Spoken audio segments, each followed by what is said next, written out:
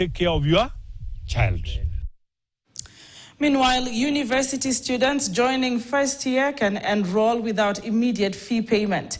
Education CS Dr. Julius Migos Ogamba has directed unconditional admission and accommodation support for students, saying the government has released 2.8 billion shillings for scholarships and 5.2 billion shillings for help loans. Students unable to determine their household contribution will also be helped to do so later. The Chief Justice Martha Koome has added her voice on the matter, criticizing the funding model, saying it does not benefit the intended students.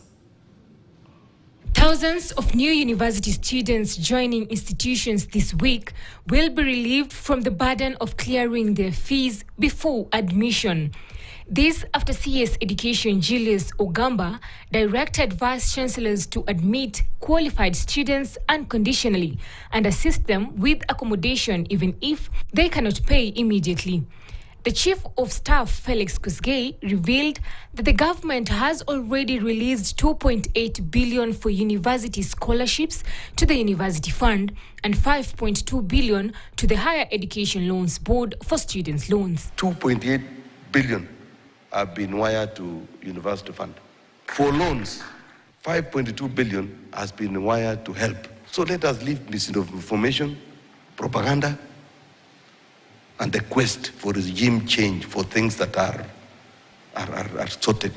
Students unable to calculate their household contribution will be permitted to enroll with the institution's help to determine it later, PS Inyangala says. We encourage you to go to the university to report. The vice chancellors will receive you.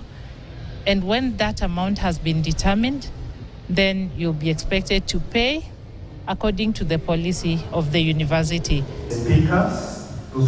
However, Chief Justice Martha Koome criticized the new university funding program, saying the strategy is unfair as the intended beneficiaries are not gaining.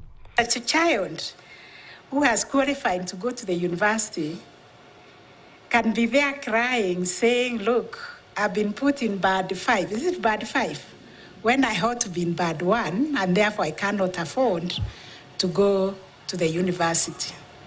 And when you follow, you find the child of a well-to-do family has been put in band 1. Anne Musungu, KTN News, Nairobi. Thank you very much, Anne Musungu, for that report. We keep our eyes and ears on matters education, and as far as that is concerned, keep tabs on our social media platforms. We take a very short break. We'll be right back with more after this break.